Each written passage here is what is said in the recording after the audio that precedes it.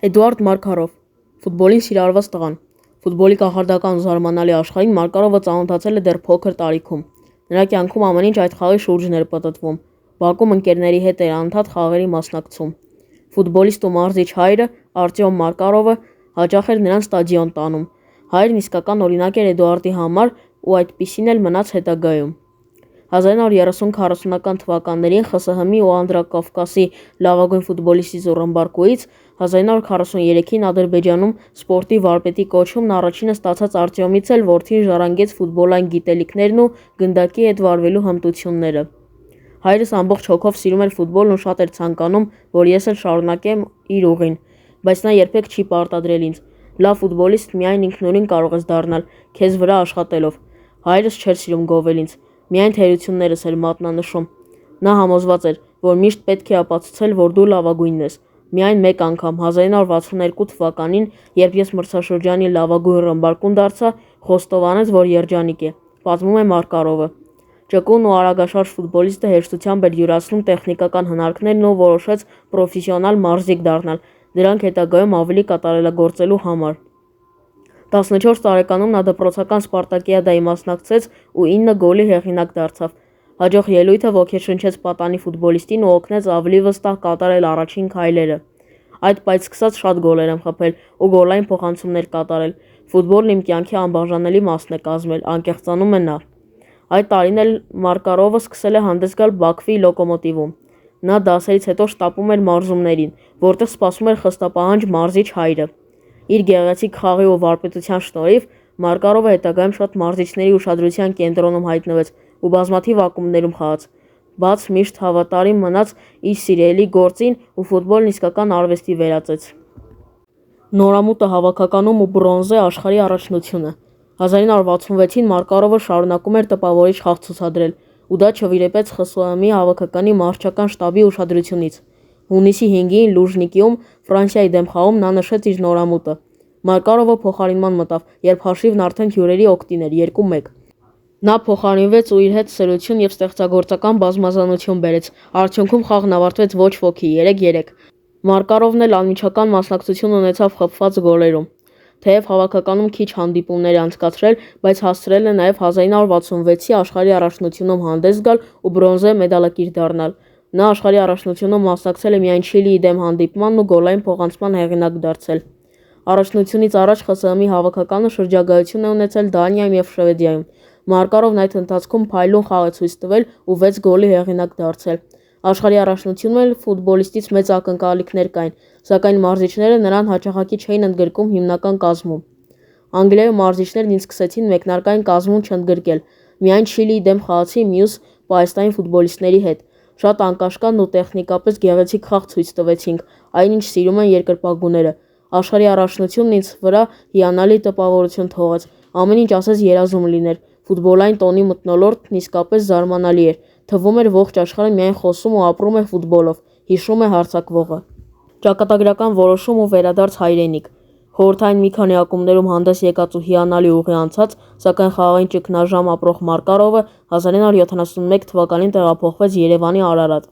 1970 թվականին նա Նեֆչիում ծանր մրցաշրջան էր անցկացրել ու ընդամենը 3 գոլի հեղինակ դարձել։ ԽՍՀՄ-ի հավաքական նրան չէին կանչում, հայ ֆուտբոլիստի հետ հույսեր չէր կապում նաև ադրբեջանական ակումբը, իսկ տարվա ավարտն առավել քան ողբերգական էր։ Նոյեմբերին մահացավ Մարկարովի մայրը, հայրը կյանքից ավելի շուտ էր հեռացել 1964-ին, 57 տարեկանում։ Մայրն ամեն ինչ էր Մարկարովի համար, ամենուր կողքին էր։ Նա ակումբում արտահասթիկային մարզիչ էր աշխատում ու ֆուտբոլը հիանալի հասկանում։ Այդ կորստից հետո Մարկարովը վերջապես որոշեց ընտանիքով տեղափոխվել Հայաստան ու ներկայացնել Արարատը։ Այդ տեղափոխությունը Բաքվում դավաճանություն որակվեց։ Անգամ մի խումբ երկրպագուներ հավաքվեցին ֆուտբոլիստի տան մոտ ու պատուհաններին քարեր նետեցին։ Հիմնականում հարևանները տուժեցին, քանի որ նրա տան տեղը ցուցարարներ այդքան էլ լավ չգիտեին։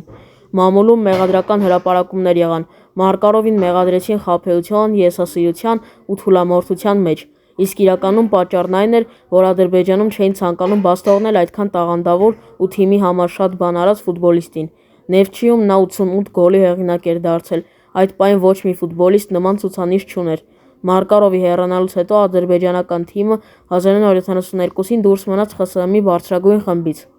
Վերջին երկու մրցաշրջանում ես անընդհատ վնասվածքներ էի ստանում, չէի կարողանում ինձ դրսևորել։ Ինձ դուր չէին գալիս խոսակցությունները, թե Մարկարովը թուլացել է, այլևս իր խաղը չի ցույց տալիս։ Այդ ժամանակ հասկացա, որ ինչ-որ բան է պետք փոխել կամ էլ ֆուտբոլը թողնել։ Նեֆչիից միայն լավ հիշողություններ են մնացել։ Այդ թիմի հետ ես բրոնզե մեդալակիր եմ դարձել, 6 տարի ավագ եղել, բայց ժամանակն էր այնտեղից հեռանալ։ Արարատյան դարաշրջանը։ Այդ որոշումը շատ ճիշտ էր, այն ճակատագրական եղավ ու շատ բան փոխեց 29-ամյա Մարկարովի կյանքում։ Նա տեղափոխվեց Երևանյան ակումբ, որտեղ բազմաթիվ ընկերներ ուներ։ Հայրենիքում Մարկարովին շատ ջերմ ընդունեցին, երկրպագուներն էլ բարձր գնահատեցին փորձառու ֆուտբոլիստի խաղը, նրան Բաքվի Պելե էին կոչում, սակայն իրական Պելեն իսկապես փայլատակեց միայն իր հայրենիքում։ Սկզբում մի քիչ մտավախություն ունեի, սակայն մարզումների ժամանակ ամեն ինչ տեղն ընկավ։ Երբ միասին սկսում ենք աշխատել, քրտնել դաշտում ու իրարից սովորել, հասկանում ես, որ քեզ ընդունել են թիմում։ Արարատում հիանալի ընկերական մթնոլորտ էր տիրում, իսկ ֆուտբոլում դա շատ կարևոր է։ Ամեն խաղում ներդնում ենք մեր ողջ ուժերն ու հոգին, իսկ հաջողությունից մեծագույն հաճույք ստանում, հիշում է նա։ Մարկարովը նոր թիմում միանգամից իրեն զգաց ինչպես ձուկը ջրում։ Ֆուտբոլիստի երկրորդ շնչառությունը բացվեց ու նրան կանգնեցնել անհնարին էր։ Իր առաջին գնդակը Արարատում Երևանում առաջնության մեկնարկային խաղում խփեց Լվովի Կարպատների դեմ։ Բոլոր թերահավատներին Մարկարովն իր խաղով էր պատասխան տալիս։ Նա Երևանյան ակումբի անփոխարինելի խաղացողներից մեկն էր, ով թիմի հետ փայլուն հաղթանակներ կերտեց ու մնաց պատմության մեջ։ Ֆանտաստիկ 1973 մրցաշրջանը։ 1973-ի ֆուտբոլային մրցաշրջանն արդեն 44 տարի է հայ ֆուտբոլասերների ամենամեծ հպարտությունն է, հաղթական պահերի ու թիմային արդյունքի հասնելու վկայությունը։ Իսկ այն կերտած ֆուտբոլիստների կարիերայում այդ տարին ամենայուրահատուկն ու անմոռանալին է։ Բացառություն չէ նաև Մարկարովը։ 1973-ի մասին նա էլ իր թիմակիցների պես աչքերի փայլով ու քաղցր հիշողություններով է խոսում։ Ասես մի պահ երիտասարդանում է ու մոռանում տարիների պատնեշի մասին։ Մտովին ակրկին իր սիրելի ընկերների Զանազանյանի, Ղազարյանի, Բոնդարենկոյի, Աբրահամյանի ու մյուսների հետ վայելում է երկրպագուների ոգևորությունը Հրազդան մարզադաշտում, բարձրացնում այդքան բաղձալի գավաթն ու հաղթական դուբլ ձևակերպում։ Մենք իսկապես կոլեկտիվ ենք, ոչ թե առանձին անուններ՝ Իշտոյան, Մարկարով, Անդրեասյան, բոլորը գիտեին միմյանց պլյուսներն ու մինուսները։ Հասկանում ենք, որ մեկ թիմի տարբեր կողմերն ենք ու թուլանալու կամ սխալվելու իրավունք չունենք։ Մենք մեծ ֆուտբոլի մասին ենք կազմում։ Այդ առաքելությունը պատվով պետք է կատարենք, պատմում է նա։ Մինչ Արարատում հայտնվելը Մարկարովը զգալի փորձ ուներ ու երկար ճանապարհ էր անցել, բայց հենց Երևանյան ակումբում է, որ նա ասես թևեր առավ, սկսեց դրսևորել իր ողջ պոտենցիալն ու 29 տարեկանում նման բարձրակարգ ֆուտբոլ ցույց տալ։ Արարատը ոչ միայն իմ, ամբողջ հայ ժողովրդի կյանքում մեծ դեր ունեցավ։ Մենք գրավեցինք մարդկանց սրտերն ու հավերժ կմնանք պատմության մեջ։ Երկար տարիներ են անցել այդ հաղթական մրցաշրջանից, բայց բոլոր հիշողություններն այնքան վառ ու թանկ էին, ոչ միայն իմ, այլև մյուս տղաների համար, անկեղծանում է նա։ Գավաթի նվաճումը։ Սովորաբար Ադրբեջանի ղեկավարության խնդրանքով Բաքվում Մարկարովը Նեֆչիի դեմ չէր խաղում, սակայն 1973-ի գավաթի խաղարկության 1/8 եզրափակչում այդ խնդրանքը տեղ չհասավ։ Թիմը մարզում էր Նիկիտա Սիմոնյանն ու նա որոշեց, որ Էդիկը Բաքվում պետք է ցույց տա, թե հայերն ինչի են ընդունակ։ Ու չսխալվեց։ Հանդիպման միակ ու հաղթական գնդակը Մարկարովը խփեց։ Երևանում էլ նա գոլի հեղինակ դարձավ։ Հանդիպումը 3-1 հաշվով ավարտվեց։ Մյուս գոլերը հեղինակեցին Հովհաննես Զանազանյանն ու Սերգեյ Բոնդարենկոն։ Դրանից հետո Արարատն անցավ հաջորդ փուլերն ու հասավ եզրափակիչ, որտեղ մրցում էր Կիևի Դինամոյի հետ։ Իսկ այդ եզրափակիչն անգիր են հիշում ոչ միայն ստադիոնում ու հեռուստացույցների առաջ հանդիպման հետևողները, այլ անգամ նրանց երեխաներն ու արդեն թոռները։ Այդ հաղթանակը հայերի երբևէ հանդիպած միասնականության ու մինչև վերջ պայքարելու ամենավառ օրինակն էր։ Իշտոյանի գնդակները 89-րդ րոպեին ու ավելացված ժամանակում և Արարատն անգերազանցելի էր։ Երբ գավաթով վերադարձանք Երևան, օդանավակայանում մարդկանց ծով էր, մինչև քաղաք 4 ժամ տևեց ճանապարհը, բոլորն իրենց տների դիմաց հյուրասիրություն էին կազմակերպել ու դրանից չօգտվելը վիրավորանք կլիներ։ Եթե հնարավոր լիներ մեր ավտոբուսը ձեռքերի վրա կտանեին։ Այդպիսի բանը ես երբեք չեմ տեսել, երևի չեմ էլ տեսնի, հիշում է Մարկարովը։ Թիմը շարունակեց վստահ ելույթները նաև ԽՍՀՄ-ի առաջնությունում ու կրկին հաղթող դարձավ։ Մրցաշրջանի վերջին խաղում Հրազդանում Արարատը Զենիթի հետ էր խաղում։ Մարկարովը գեղեցկագույն գոլի հեղինակ դարձավ։ Առաջինը ոսկե դուբլի առթիվ արարատցիներն հենց Զենիթի ֆուտբոլիստները շնորհավորեցին։ Կուրք Մարկարովը։ Նոյեմբերի 12-ին Սունդուկյանի թատրոնում կայացավ հանդիսավոր երեկո՝ նվիրված Արարատի ֆուտբոլիստներին։ Այդ երեկո էլ Մարկարովը ստացավ սպորտի վաստակավոր վարպետի կոչում։ Ավանդույթի համաձայն «Ֆուտբոլ-հոկեյ» շաբաթաթերթը 121 լրագրողների միջև հարցում անցկացրեց ու որոշեց մրցաշրջանի լավագույն ֆուտբոլիստին։ Մարկարովը 5-րդ տեղում էր ու կրկին ընդգրկված 33 լավագույնների մեջ, կենտրոնական հարձակվողների պայքարում էլ երկրորդն էր։ Գավաթում հաղթելուց հետո Արարատը ֆուտբոլիստներին 14,000 նամակներ էին ուղարկել աշխարհի տարբեր ծայրերից, անգամ Հյուսիսային Բևեռից։ Քաղաքի բոլոր հնարավոր շենքերի վրա ֆուտբոլիստների անուններն էին գրված կամ նրանց նկարներն արված։ Ֆուտբոլային տոն էր Երևանում, Մոսկվայում, Թբիլիսիում, Բաքվում, բոլոր այն վայրերում, որտեղ հայեր կային։ 70-ականներին էլ, ինչպես Արարատի բոլոր ֆուտբոլիստները, կուռք էր նաև Մարկարովը։ Բակերում առավոտից երեկո խաղացող տղաները կրկնօրինակում էին իրենց սիրելի հարձակվողին։ Թեև այդ տարիներին շատ դժվար էր մարզաշապիկ գտնել, բայց դա նրանց հաջողվում էր։ Քիչ չէին նաև ձեռքով պատրաստված 9 համարի շապիկները, այդպիսի Մարկարովները շատ բակերում էին հանդիպում։ Ասում են, երբ մի անգամ Մարկարովը վնասել էր դաստակն ու որոշ ժամանակ վիրակապով էր խաղում, մեծ քանակությամբ երեխաներ նրա պես փաթաթել էին ձեռքը։ Սիրային արկածներն ու ընտանիքի ստեղծումը։ Մարկարովն իր ապագա կնոջ Ստելլայի հետ ծանոթացել է 60-ականների կեսերին։ Այդ ժամանակ նա հանդես էր գալիս Նեֆչիում, իսկ կինը դեռ դպրոցի 10-րդ դասարանում էր սովորում։ Ծանոթությունն էլ հենց դպրոցում կայացավ։ Մարկարովը դպրոցի աշակերտների հետ հանդիպման էր եկել։ Բոլորն էլ ցանկանում էին տեսնել սովետական ամենահայտնի ֆուտբոլիստներից մեկին։ Բացառություն էր Ստելլան, նա ֆուտբոլ չէր սիրում, թեև ստադիոնի հարևանությամբ էր ապրում։ Չնայած ֆուտբոլիստի հետ հանդիպմանն ամեն դեպքում ներկայացավ, սակայն չէր տպավորվել նրանով։ Կարճահասակ տղան նրան դուրն ընդհանրապես չէր եկել, իսկ երբ ընկերուհիները սկսել էին գովել Մարկարովին, այսպես էր պատասխանել. «Չեմ հասկանում, թե ինչու եք բոլորդ խելագարվում նրա համար»։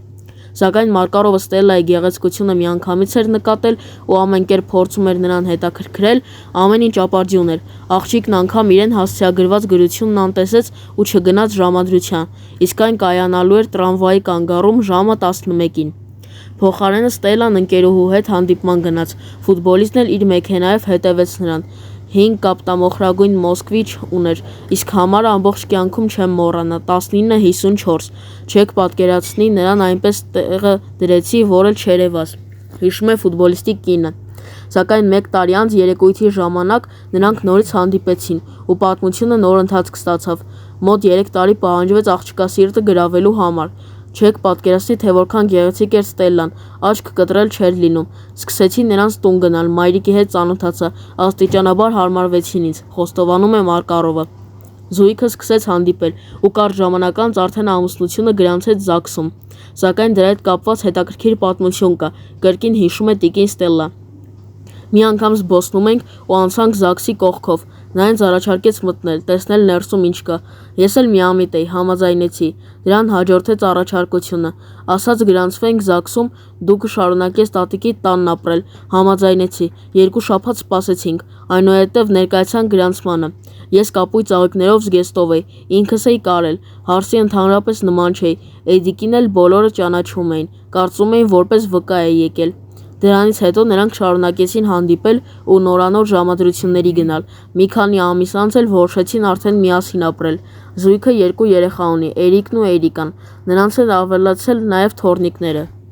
Մարզչական աշխատանքը։ Կարծում եմ, որ դերասաններն ու ֆուտբոլիստները պետք է ժամանակին կարողանան հեռանալ բեմից։ Կարող էի մի քիչ էլ մնալ, բայց գիտեի, որ իմ խաղից հաճույք չեմ ստանա։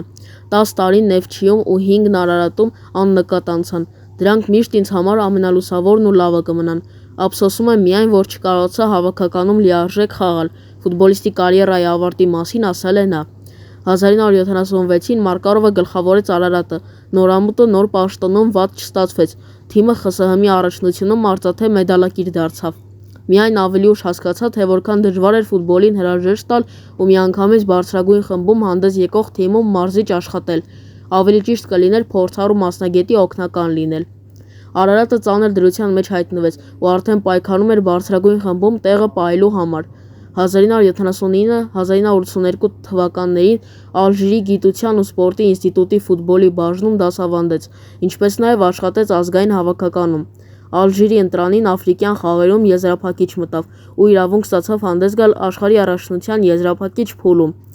1984-ին, երբ Սիմոնյանը վերադարձավ Արարատ, Մարկարովին հրավիրեց որպես օգնական, սակայն հրաշք տեղի չունեցավ, ու մարշական կազմը հրաժարական տվեց։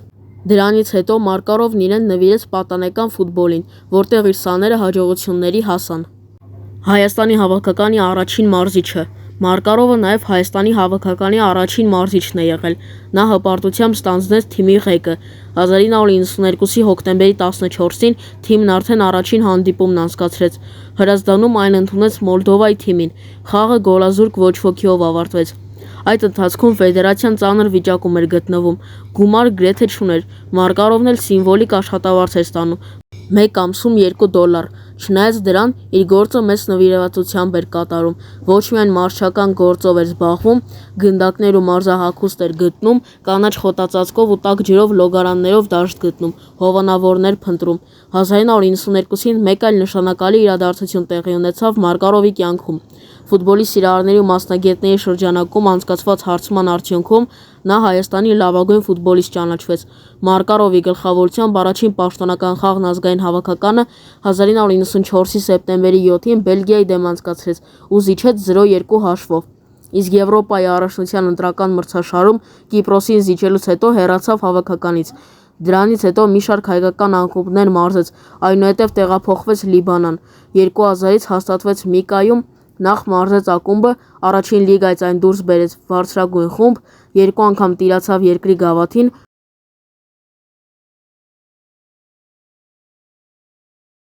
ապա թիմի փոխնահագահ դարձավ։ Գրեք մեկնաբանություններում արդյոք հավանեցիք տեսանյութը և բաժանորդագրվեք ալիքին, եթե սիրում եք ֆուտբոլ։